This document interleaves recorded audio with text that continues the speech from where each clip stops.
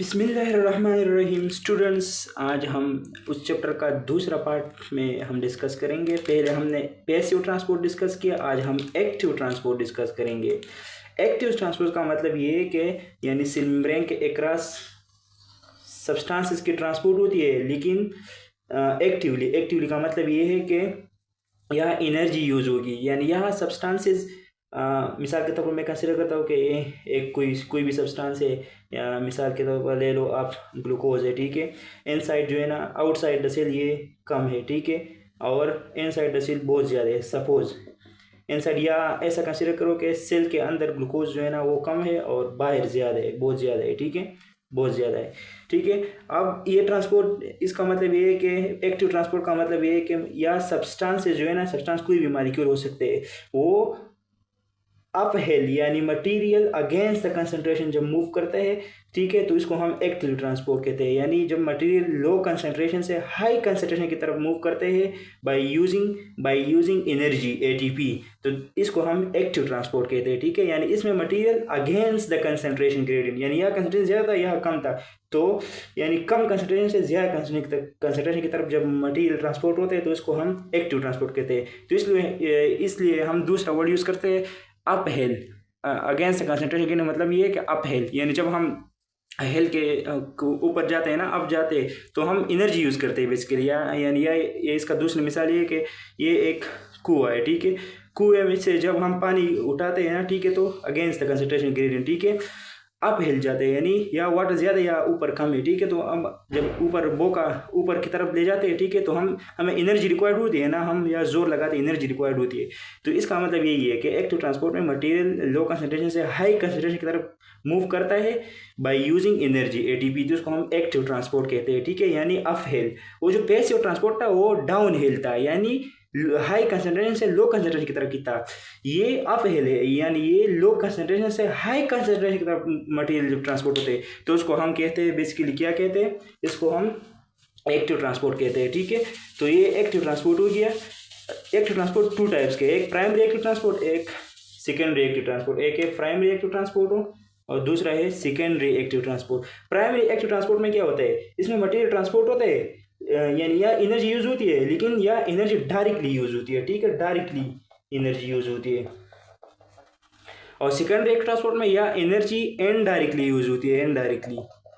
यानी इसका मिसाल ये है कि प्राइमरी में जब इंसान एजुकेशन तालीम हासिल करता है तो वो डायरेक्टली मतलब एजुकेशन हासिल करता है ना, यानी सेकेंडरी की तरफ जब स्टूडेंट जाता है तो पहले वो प्राइमरी क्रॉस करता है फिर सेकेंडरी की तरफ। यानी प्राइमरी एक्टिव ट्रांसपोर्ट में एनर्जी यूज होती है, लेकिन डायरेक्टली यूज करती है, और सेकेंडरी में इनडायरेक्टली। मैं प्राइमरी ट्रांसपोर्ट को डिटेल से समझाता हूँ।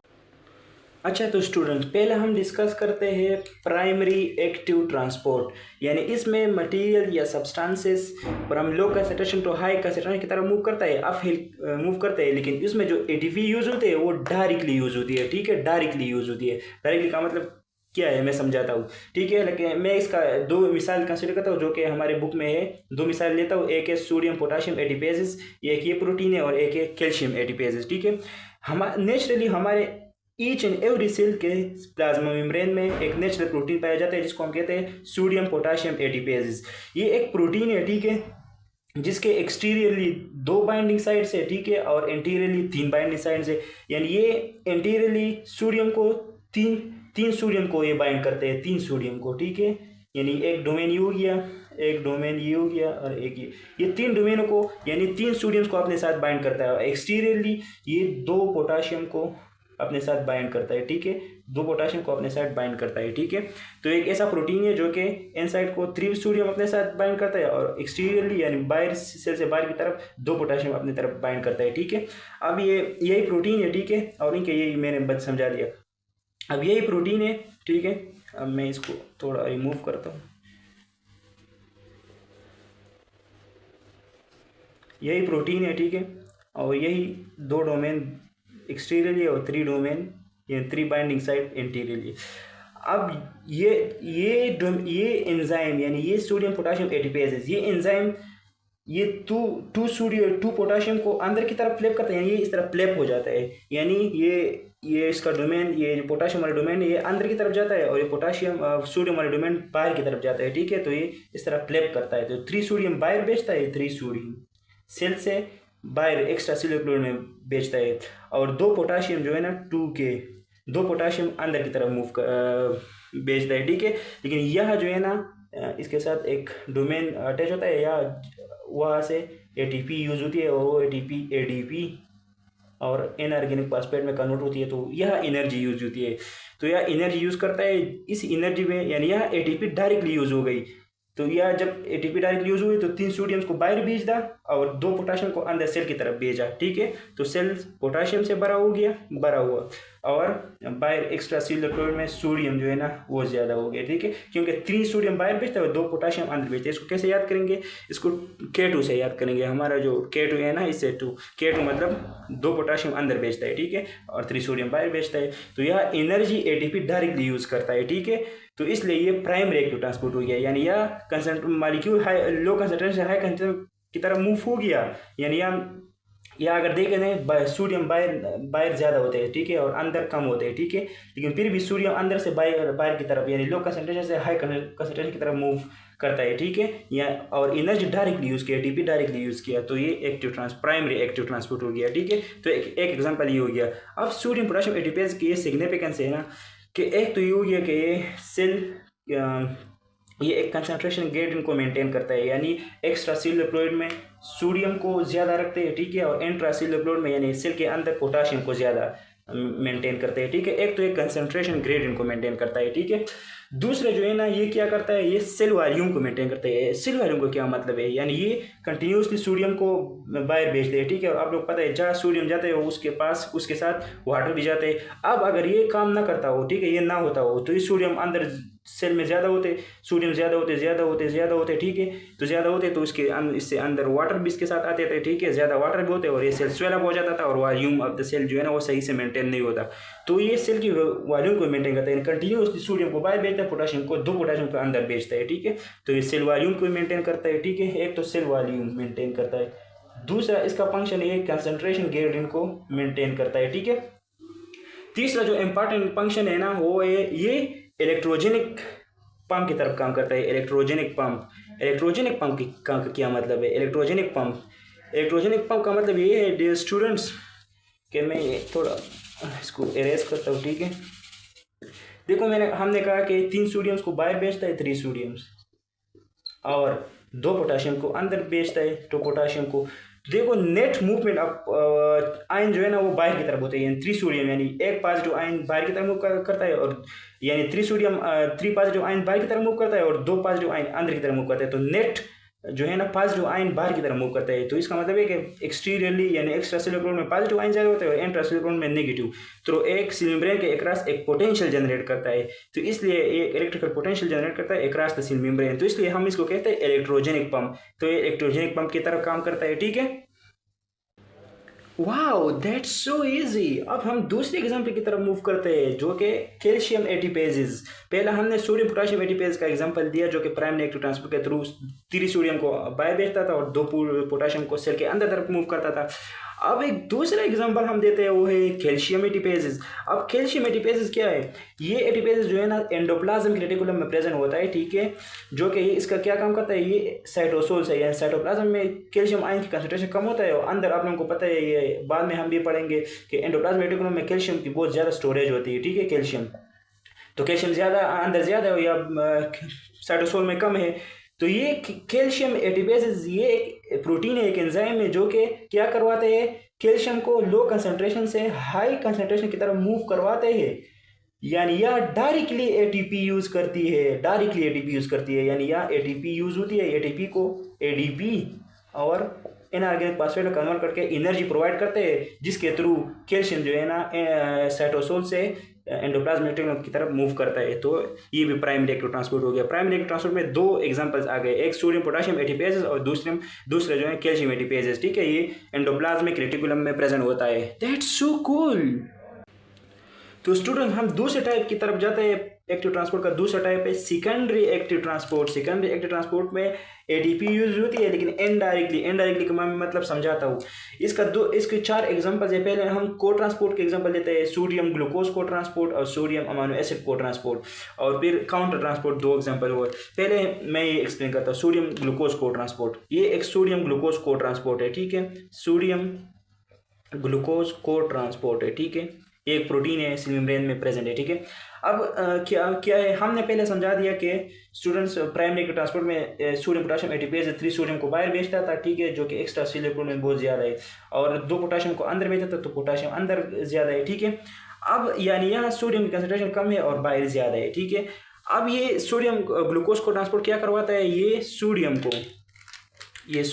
ठीक है, सोडियम को पैसिवली ट्रांसपोर्ट करता है from high concentration extra cellular में। ये एक्स्ट्रा सेलुलर प्रोडक्ट है, ठीक है, ये सारा एक्स्ट्रा सेलुलर प्रोडक्ट है। तो एक्स्ट्रा सेलुलर प्रोडक्ट में सोडियम ज़्यादा है, तो सोडियम को हाई कंसंट्रेशन से लो कंसंट्रेशन की तरफ मूव करता है। ये मुझे कैसे पता चला कि बाहर सोडियम ज़्यादा है इनसाइड कम है, क्योंकि सोडियम पोटेशियम एटीपेज ने ऑलरेडी सोडियम को बाहर भेजा था। तो मैंने पहले भी कहा था कि ये कंसंट्रेशन ग्रेडियंट को मेंटेन करता है, सोडियम को बाहर मेंटेन ज़्यादा कर रखता है और पोटेशियम को अंदर ज़्यादा रखता है। तो ये सोडियम हाई कंसंट्रेशन से लो कंसंट्रेशन की तरफ गया against towards the concentration gradient या डाउन हिल, ठीक है, जो ये पैसिव ट्रांसपोर्ट यानी पैसिवेटेड डिफ्यूजन के थ्रू ये अंदर आ गया। अब इसके साथ ग्लूकोज कैसे आता है, ग्लूकोज कंसीडर करो कि ये एक नेफ्रॉन है, ठीक है, नेफ्रॉन है कलेक्टिंग डक्ट और ये रेनल ट्यूब्यूल्स है, ठीक है। इससे ये ग्लूकोज किस तरह एब्जॉर्ब होती है, ठीक है, ब्लड में किस तरह आते हैं, या जीआईटी एग्जांपल लो, जीआईटी, ठीक है, जीआईटी इंटेस्टाइन से किस तरह ग्लूकोज एब्जॉर्ब होता है, तो इस तरह एब्जॉर्ब होती है कि वो हम जो फूड खाते हैं, ठीक है, वो फूड आते हैं इसमें वो डाइजेस्ट होते हैं, ग्लूकोज की तरह ग्लूकोज में कन्वर्ट होते हैं। फिर ग्लूकोज जो है ना एपिथेलियल इंटेस्टाइनल के जो एपिथेलियल सेल्स है उसमें एब्जॉर्ब होती है, ठीक है, अंदर फिर ब्लड की तरह ब्लड में ट्रांसपोर्ट हो जाती है, ठीक है। तो ये असल में इस तरह है। मैंने एक सेल लिया इसका, ठीक है, ये एक सेल मैंने जूम कर दिया, ठीक है, जो एक एपिथेलियल सेल है, ठीक है। अब इसमें ये सोडियम ग्लूकोज ट्रांसपोर्ट किस तरह होता है कि सोडियम तो डाउन हिल ट्रांसपोर्ट होती है from high concentration to low concentration, लेकिन ग्लूकोज ऑलरेडी पहले सपोज करो पहले ऑलरेडी ज़्यादा है, ठीक है, और अब मजीद ग्लूकोज जो है ना यानी बाहर कंसंट्रेशन कम है और ज़्यादा अंदर ज़्यादा है, ठीक है। तो ये अगेंस्ट कंसंट्रेशन मूव करता है from high concentration to low concentration. तो ग्लूकोज लो कंसंट्रेशन से हाई कंसंट्रेशन की तरफ मूव करता है और सोडियम हाई कंसंट्रेशन से लो, यानी ये पैसिवेटेड डिफ्यूजन के थ्रू ट्रांसपोर्ट होता है और ग्लूकोज एक्टिव ट्रांसपोर्ट के थ्रू। लेकिन यह एटीपी कहाँ से आया, असल में यह जो एटीपी आती है ना वो प्राइमरी ट्रांसपोर्ट से आती है, प्राइमरी ट्रांसपोर्ट। यह जो सोडियम पोटेशियम एटीपेज सोडियम बाहर भेजता है और पोटेशियम को अंदर बेचता है, ठीक है। तो यह जो एनर्जी यूज होती है, असल में ये एनर्जी कैसे यूज हो गई, ये एनर्जी इसलिए ऐसे यूज हो गई कि जो सोडियम बाहर भेजे है वही सोडियम जो है ना असल में ये बाहर से अंदर की तरफ मूव करता है, ठीक है।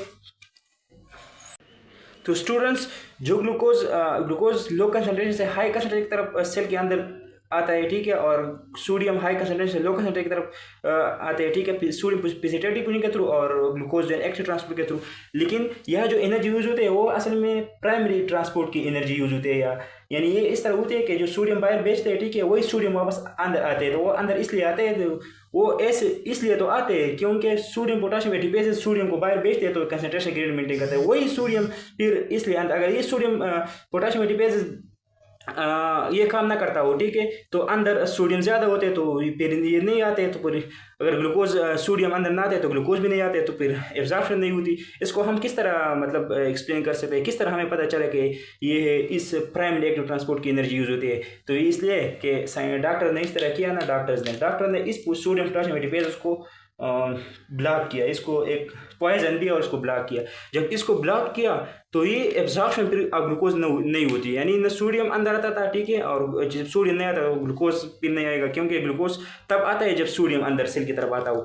तो इससे पता चल गया कि ये जो पंप है, ये जो ATPs sodium potassium sodium glucose को ट्रांसपोर्ट, ये बेसिकली प्राइमरी एक्टिव ट्रांसपोर्ट की एनर्जी यूज़ करती है, ठीक है। तो इसलिए ये इनडायरेक्टली यूज़ हो गई, यहाँ उन्होंने डायरेक्ट एटीपी यूज़ किया, लेकिन यह सोडियम ग्लूकोज को transport directly indirectly energy use किया, यानी प्राइमर की एनर्जी यूज़ किया। और आप लोग इसको को ट्रांसपोर्ट इसलिए कहते हैं, देखो सोडियम भी अंदर की तरफ मूव करता है और ग्लूकोज भी अंदर की तरफ मूव करता है, तो सेम डायरेक्शन में मूव करते हैं, इसलिए इसको को ट्रांसपोर्ट कहते हैं, ठीक है। इसमें दोनों मॉलिक्यूल जो है ना को ट्रांसपोर्ट, यानी दोनों मॉलिक्यूल सेम डायरेक्शन की तरफ मूव करते हैं, ठीक है। दूसरा एग्जांपल लेते हैं हमें सोडियम अमाइनो एसिड्स को ट्रांसपोर्ट। अमाइनो एसिड किस तरह मूव करता है सेल के अंदर, तो इस तरह होता है, एक तो ये जो ट्रांसपोर्टर है ना, इसका एक बाइंडिंग साइड पे सोडियम बाइंड होता है, ठीक है, और दूसरे बाइंडिंग साइड पे अमाइनो एसिड्स बाइंड होते हैं, ठीक है, अमाइनो एसिड्स। तो आप लोगों को पता है कि सोडियम तो पिसेटेड डिफ्यूजन के थ्रू सेल के अंदर आता है, ठीक है, वो इसलिए आता है। वो कैसे आता है, वो हमें कैसे पता चला, वो already sodium potassium ATP sodium बाहर भेजता है, तो बाहर ज़्यादा कंसंट्रेशन होती है, अंदर कम होती है, तो पिसेटेड डिफ्यूजन के through high concentration low concentration की तरफ सोडियम मूव करता है। लेकिन जो अमाइनो एसिड्स है ये लो कंसंट्रेशन से हाई कंसंट्रेशन, यानी सेल के अंदर कम है, सेल के अंदर ज़्यादा है, और ये फिर भी सेल के अंदर मूव करता है, ठीक है, अमाइनो एसिड्स। तो ये लो कंसंट्रेशन से हाई कंसंट्रेशन की तरफ मूव करता है, ठीक है।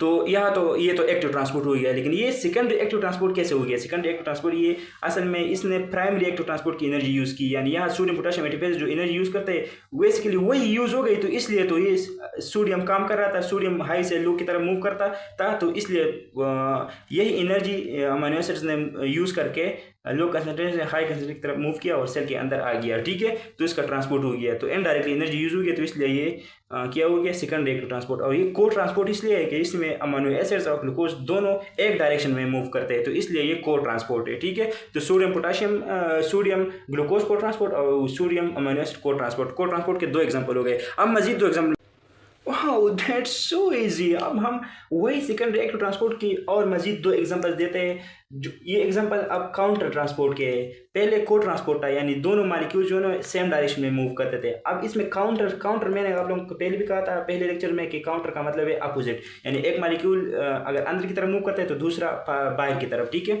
तो इसमें यानी मैं पहले एग्जांपल देता हूँ सोडियम हाइड्रोजन काउंटर ट्रांसपोर्ट। ये किस तरह होता है, असल में इस तरह होता है कि सोडियम का इसमें जो ये ट्रांसपोर्टर होता है ना, सिल मेम्ब्रेन के क्रॉस जो ट्रांसपोर्टर होता है, इसके दो डोमेन है। एक डोमेन एक्सटीरियरली प्रेजेंट होता है, एक इंटीरियरली प्रेजेंट होता है। तो एक डोमेन तो सोडियम को बाइंड करता है, यानी वही सोडियम जो कि सोडियम पोटेशियम एटीपेज ने बाहर भेजे थे, 3 सोडियम को बाहर और 2 पोटेशियम को अंदर, ठीक है, अंदर भेजे थे। लेकिन सोडियम को बाहर ज़्यादा मेंटेन किया और पोटेशियम को अंदर। वही सोडियम फिर सेल के अंदर वापस आते हैं, ठीक है, पर हम high concentration to low concentration through precipitated diffusion. तो सोडियम तो प्रेसिपिटेटेड डिफ्यूजन के थ्रू आया, ये तो एक्टिव ट्रांसपोर्ट नहीं हुआ है। लेकिन यह हाइड्रोजन आयन सेल के अंदर बहुत ज़्यादा प्रोड्यूस होते हैं। हाइड्रोजन आयन जो है ना, ये अपने डोमेन के साथ बाइंड होते हैं, ठीक है। इसका एक इस ट्रांसपोर्टर के बाइंडिंग सेल के साथ बाइंड होते हैं, ठीक है। और ये लो कंसंट्रेशन से हाई कंसंट्रेशन, या इसका कंसंट्रेशन बहुत कम है, और एक्सटीरियरली हाइड्रोजन आयन की कंसंट्रेशन बहुत ज़्यादा होते हैं, ठीक है, हाइड्रोजन आयन। तो ये लो कंसंट्रेशन से हाई कंसंट्रेशन की तरफ मूव करता है। तो ये तो एक्टिव ट्रांसपोर्ट हो गया। तो अब ये एनर्जी कहाँ से आई, असल में ये एनर्जी वही सोडियम पोटेशियम एटीपेज से ये एनर्जी आई, यानी ये सोडियम पोटेशियम एटीपेज ने एनर्जी यूज़ करके सोडियम को बाहर भेजा और पोटेशियम को अंदर आने दिया, ठीक है। वही सोडियम फिर तो इसलिए प्रेसिपिटेटेड डिफ्यूजन तो बाहर से अंदर की तरफ मूव करता है फ्रॉम हाई टू लो। तो वही एनर्जी असल में ये ट्रांसपोर्टर सोडियम हाइड्रोजन को ट्रांसपोर्टर यूज़ करते हैं। तो आप लोग देखो सोडियम अंदर की तरफ मूव करता है प्रेसिपिटेटेड डिफ्यूजन के थ्रू, और हाइड्रोजन आयन लो कंसंट्रेशन से हाई कंसंट्रेशन की तरफ, यानी up hill against the concentration gradient की तरफ मूव करता है। लेकिन एक्टिव ट्रांसपोर्ट हो गया है। लेकिन ये इनडायरेक्टली एनर्जी यूज़ किया, तो इसलिए ये सेकेंडरी ट्रांसपोर्ट हो गया। और ये काउंटर ट्रांसपोर्ट है। काउंटर इसलिए कि सोडियम अंदर की तरफ मूव करता है, ठीक है, सोडियम, और हाइड्रोजन बाहर की तरफ मूव करता है, तो अपोजिट हो गया ना, काउंटर अपोजिट। तो ये एक एग्जाम्पल ये हो गया, एक इनडायरेक्ट एनर्जी यूज़ किया। दूसरा एग्जाम्पल है सोडियम कैल्शियम काउंटर ट्रांसपोर्ट। एक अनदर ट्रांसपोर्टर सेल मेम्ब्रेन के क्रॉस होता है, ठीक है, जो कि कैल्शियम को क्या करते हैं, कैल्शियम को बाहर भेजते हैं। जो साइटोप्लाज्म में कैल्शियम होते हैं, ठीक है, इसके कंसंट्रेशन बहुत कम होते हैं। कुछ तो वो मैंने पहले प्राइमरी एक्टिव ट्रांसपोर्ट में कहा कि वो कैल्शियम एटीपेज के थ्रू एंडोप्लाज्मिक रेटिकुलम में स्टोर होते हैं। कुछ कैल्शियम जो है ना, सोडियम कैल्शियम काउंटर ट्रांसपोर्ट के थ्रू बाहर मूव करते हैं, यानी सोडियम कैल्शियम एक्सचेंजर जिसको हम कहते हैं। सोडियम तो आप लोगों को पता है कि सोडियम प्रेसिपिटेटेडली हाई कंसंट्रेशन से ये ट्रांसपोर्टर जो है ना हाई कंसंट्रेशन से लो कंसंट्रेशन की तरफ मूव करता है, ठीक है, यानी डाउन हिल। ठीक है, टुवर्ड्स द कंसंट्रेशन ग्रेडियंट। तो ये अब हमारा कंसेप्ट क्लियर हो गया कि ये असल में ये कंसंट्रेशन ज़्यादा बाय इसलिए कि sodium potassium ATPase already sodium को अंदर से बाय की तरफ मूव करते हैं, तो 3 सोडियम तो ये ज़्यादा हो गया बाय, ठीक है, और 2 पोटेशियम के अंदर भेजते हैं, पोटेशियम का कंसंट्रेशन अंदर ज़्यादा है और सोडियम का कंसंट्रेशन बाहर ज़्यादा है, ठीक है। तो ये सोडियम फिर सेल के अंदर आता है, इस तरह ये हमारा सेल जो है ना ये आयंस की कंसंट्रेशन को मेंटेन करता है, ठीक है। तो ये बेसिकली सोडियम पोटेशियम एटीपेज ये सारा काम करवाता है, ठीक है। तो सोडियम तो again towards the concentration gradient, यानी from high concentration to low concentration precipitated diffusion हो गया। लेकिन यह कैल्शियम आयन जो साइटोप्लाज्म में प्रेजेंट है, लो इसका कंसंट्रेशन बहुत कम था, ये लो कंसंट्रेशन बाहर इसका कंसंट्रेशन बहुत ज़्यादा है। कैल्शियम याद रखो, कैल्शियम और सोडियम ये एक्सटीरियर यानी एक्स्ट्रा सेलुलर फ्लोर में बहुत ज़्यादा होता है, ठीक है, और इंट्रा सेलुलर फ्लोर में पोटाशियम बहुत ज़्यादा होता है, इसके अलावा मैग्नीशियम भी बहुत ज़्यादा होते हैं, ठीक है। ये आयंस की मैं बात करता हूँ। तो कैल्शियम लो कंसंट्रेशन से हाई कंसंट्रेशन की तरफ मूव हो गया, तो ये तो एक्टिव ट्रांसपोर्ट हो गया। अब ये प्राइमरी है या सेकेंडरी है, तो सेकेंडरी इसलिए या तो डायरेक्टली एनर्जी यूज़ नहीं हुई, ये एनर्जी असल में प्राइमरी एक्टिव ट्रांसपोर्ट का एनर्जी यूज़ करके असल में कैल्शियम लो कंसंट्रेशन से हाई कंसंट्रेशन की तरफ मूव किया, क्योंकि वही कि सोडियम जब मूव करते हैं तभी कैल्शियम परम लो तो हाई तब जाते हैं। अगर ये सोडियम मूव ना करते, ठीक है, तो ये परम low concentration to high concentration कभी मूव ना करता, ठीक है। और इसका पता हम इसलिए चलता है कि सोडियम पोटेशियम एटीपेज को जब हम ब्लॉक करते हैं, ठीक है, तो ये दोनों काम नहीं करते, फिर जो है ना कैल्शियम बाहर नहीं भेजता, कैल्शियम अंदर ज़्यादा जमा होता है, ठीक है, या हाइड्रोजन आयन बहुत ज़्यादा जमा होते हैं। ये डॉक्टर्स ने ये एक्सपेरिमेंट किया है, तब इसके बाद ये कंसेप्ट आया है, ठीक है। तो ये 2 एग्जांपल है, लेकिन ये भी काउंटर ट्रांसपोर्ट है, इसमें सोडियम अंदर की तरफ मूव करता है और कैल्शियम बाहर की तरफ, तो काउंटर अगेन यानी अपोजिट हो गया, सोडियम अंदर कैल्शियम बाहर, तो ठीक है, ये तो काउंटर हो गया, ठीक है। तो ये 2 एग्जांपल है सेकेंडरी एक्टिव ट्रांसपोर्ट की, काउंटर ट्रांसपोर्ट की 2 एग्जांपल है, सोडियम हाइड्रोजन काउंटर ट्रांसपोर्ट और सोडियम कैल्शियम काउंटर ट्रांसपोर्ट, ठीक है। और को ट्रांसपोर्ट के 2 एग्जांपल है, सोडियम पोटेशियम एटीपेजेस और कैल्शियम एटीपेजेस, ठीक है। इसमें से कोई भी एग्जांपल आप लोगों को आ सकते हैं, तो आप लोग इजीली पिक कर सकते हैं एमसीक्यूज में, ठीक है। तो स्टूडेंट्स ये हमारा ये चैप्टर था, ठीक है। इसमें हमने पैसिव ट्रांसपोर्ट और एक्टिव ट्रांसपोर्ट, पैसिव ट्रांसपोर्ट पहले चैप्टर लेक्चर में हमने फिनिश किया था। इस लेक्चर में हमने एक्टिव ट्रांसपोर्ट को एक्सप्लेन किया। एक्टिव ट्रांसपोर्ट में मटेरियल जो है ना from low concentration to high concentration यानी अप हिल मूव करता है, ठीक है, अगेंस्ट द कंसंट्रेशन ग्रेडियंट, और इसमें एनर्जी यूज़ होती है। जब डायरेक्टली एनर्जी यूज़ होती है तो प्राइमरी एक्टिव ट्रांसपोर्ट हो गया, जब इनडायरेक्टली यूज़ होती है तो सेकेंडरी एक्टिव ट्रांसपोर्ट। और एग्जाम्पल मैंने आप लोगों को बता दिया, इसमें से आप लोगों को कोई भी मसला हो तो फिर आप लोग बता सकते हो। तब के लिए अल्लाह हाफिज़।